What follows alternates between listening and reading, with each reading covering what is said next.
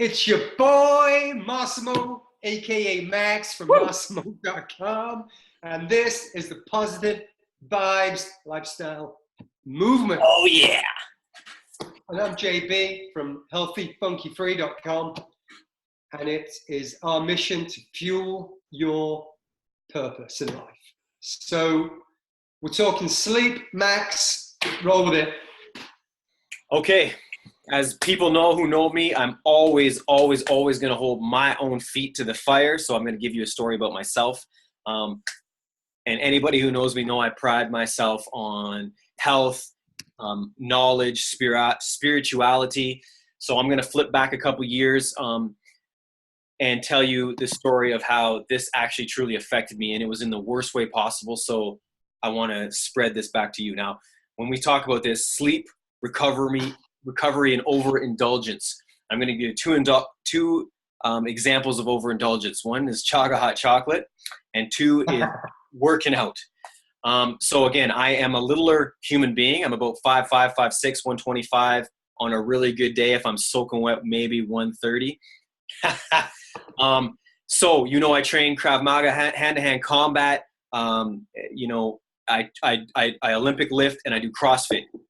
In every case, I am by far the smallest and lightest guy by light years. The next closest guy to me in my training would be probably 75 to 80 pounds heavier than me. And same with CrossFit. I'm in like the kid division, right? It's ridiculous. In Olympic lifting, there are little dudes too, but we just don't lift the big boy weights. Having said that, pound for pound, I try harder, not to impress anybody, but just because I feel that I can do it, so I go in hard. Chaga Hot Chocolate, it was my go-to fueling. Like I told you, I had like a friggin' every morning. So much so that one of my instructors told me to stop drinking it because I was too crazy. And I feel that was a side effect of it. Now, this is what happened with the Chaga. Overindulgence. I broke out in a rash because I was drinking too much of it. It is a fungus. And because I was drinking so much of it, whatever happened inside my body happened, and I broke out in a little rash. I had to cut myself back to 2 days a week currently. So there is the thing between overindulgence and no recovery time. Now with working out, my training regime and my hand-to-hand combat style, there came a point where I was starting to get fatigued all the time, and I really wasn't sure. I was getting really sore. My rest was pretty good, I thought, but I think I was just overdoing so much so that at a point I was like, my body's not feeling right. I'm going to go see my man Christian, who is an Amatsu healer, 7th-generation lineage, ancient Japanese healing techniques. He got into my back and immediately told me that my adrenals were fatigued and I needed to stop. So I took a 2-week vacation off training and everything. I still had to do my work and my creativity stuff, but I was on the low-key tip. And right then and there, after that first week, I just went back up. So had I not had the awareness, and like some people don't recover, probably within 6 months to a year, I would have had some type of massive body function breakdown. And I'll leave it right there. Tell us your side of the story, John. Man, you were quick today. Quick for a wee man. You're so funny. I'm going to talk about sleep and recovery. Sleep is the undisputed king now. It's complex and it's detailed, but there's no lack of scientific evidence. Although there's still a lot more to learn, but there's a lot of data now which supports the idea that we underutilize sleep. We all think we can keep going and keep going and keep going. We think with less sleep, we've got more time to do things. But if we look at the balance between how optimally you are functioning within that time, there's debate there. You start living on coffee, you're not working at the top, and so therefore you're spending longer doing that time. Whereas if you had turned up fully recharged, you can work full gas for longer without dropping off, without fatigue. So it's a massive ingredient for success. It's where the magic happens. We reinforce the day's learning we download the data, and it's where the body recovers. We now know that when we go to the gym, we think we train and we get stronger and fitter and harder and faster. But actually, during the gym time, the body breaks down. You become weaker during that. And it's only when you stop and you allow the body to recover that you then get stronger. And you do that when you sleep. I think something like sales adaptation theory. There's a funny graph you can see the difference between anabolic and catabolic. Correct. Can I jump in and say one thing? You jump in there, yeah. Now, what you just said, now we have to understand from an awareness point of view how the body and mind work. Now, those are all stressors. When we work out, when we train, whatever we're doing, those are stressors. So our body doesn't know whether we're being chased by a saber-toothed tiger like 4,000 years ago or whenever the hell we came from, to working out, right? So if we do not think about this for the long haul, those stresses, without the proper recovery and proper sleep and proper mental focus, we will deteriorate. We will not excel. Short term, we may excel. It's all about the long haul here. It's about your longevity. Do you want to be still kicking ass when you're 80, 90, 100, 110? Yes. Take it from there, John. Sorry. Yeah, that's okay. So we're just mere mortals. We like to think we perform pretty well for our age. But it's the sportsmen who are now getting into this, the science of the sleep. And I think the football club, Manchester United, were one of the first organisations to employ a sleep coach. And I also remember there being a headline in one of the tabloids saying, Manchester United, Ryan Giggs is being tucked in at night by the sleep coach. Now, they were the first. And then that guy went on to consult for Arsenal and many other football teams. He then went to the British Olympic Association, and then he was fundamental with the cycling Team Sky. Wow. And he created sleep packs and sleep environments so that every night they were sleeping in the same environment rather than going from hotel to hotel to hotel. Wow. And that was fundamental to their meteoric rise. What else? We talk about volume of sleep. Do we need 4, 5, 6, 7, or 8 hours? There's now data to show that there are people that can live on a tiny bit of sleep, but that's a genetic change that 99.99% of people don't have. So those people like Margaret Thatcher, who could operate on 2 hours sleep, she may have had that gene, but she always looked pretty tired to me. Fair enough. But so going back to the volume of sleep, it's almost the quality of sleep as well. And there are a few things you can do to ensure you get the best quality sleep. You can create a good sleep environment, which is a nice calm room. It's a dark room, so you've got the blackout blinds and the curtains. Maybe get an alarm clock without a light. It's quiet. It's got the right temperature in the room. So that's the first one.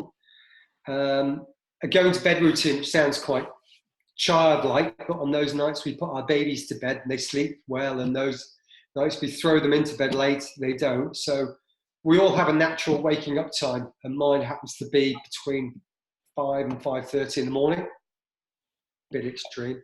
And that also I was just going to say that also changes with the seasons, correct? Absolutely, yeah. We need more and more sleep in the winter than the summer. But if you go back in blocks of 90 minutes, which is the periods which sleep now operates, 5 blocks, you'll get you going to bedtime. And then if an hour before that time, so say it's 10 o'clock, so at 9 o'clock, if you start dimming the lights in the house, there you go, turning off the technology, sitting down, relaxing, it allows the mind to slowly shut down. You start to produce the natural melatonin in the body, which helps your body to shut down. Add into that maybe some meditation, if that's your thing, just listening to the breath. So that's going to bed. And then likewise, it's almost as important the next morning to have a routine for waking up. So instead of waking up, reaching over, grabbing your phone, it shouldn't be in your room, looking at the doom and gloom and the emails and the clients and the customers who can't come in, you get up, you splash your face, clean your teeth, have a stretch, have a walk around the block, maybe do some exercise, take your lemon tea, rather than dive straight into the artificial energy coffee or whatever it is, and then you start prepare. That's the preparation for the next day's night's sleep. So The intent of your day. yeah, sorry, I've rambled again. There's so much more. I'm going to write a blog on it this week on my Medium page, which I'll try and share with everybody. But I'm going to throw it back to Max, and then we'll see where we are. We're coming up on about 10 minutes, so we have plenty of time. If you would like to ramble of some. Oh, let me ramble. God, no, please don't. Just to attach to your point, something we don't do that I see in so many. I mean, I travel a lot, so it's in every hotel room. We do not have a TV in our bedroom, for starters. Get that shit out, man. We don't, yeah, like John said, there's no phones in our room. And after a certain time, phones are off, man. That light hitting your face and just the stress of it, wanting to check it, all that crap, man. Just put it to the side. Just knowing it's there. Yeah. Yeah. And truthfully, like you said, to have some type of, whether you want to call it sleep routine or wind down routine and wake up routine, right? Like when I wake up, man, there's nothing happening for at least the first half hour. I don't even speak.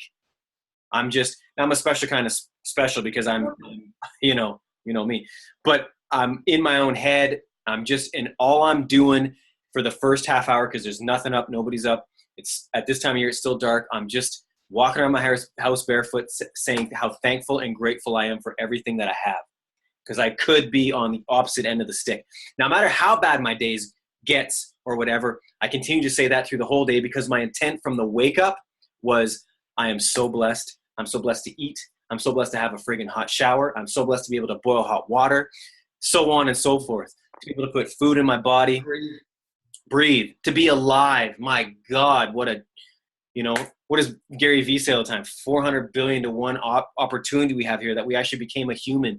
I mean, we're here for a purpose, people, and it's not to wake up, be angry, fight your way to work in traffic, hate your life at work, pay your friggin' bills, and die.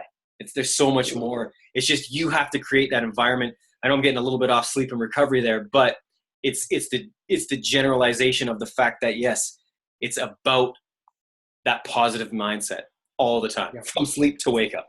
Boom. Yeah, and they're very straightforward exercises you can carry. It doesn't cost you anything to go to bed. It doesn't cost you anything to walk around the house quietly before everybody else gets up. It's free stuff, and they're very straightforward. They're those microscopic changes that you can make day on day. And then if you fall off, you start again, you go back to day one and you keep going, and you forgive yourself for screwing up or messing up. But it's that progression day after day after day after day.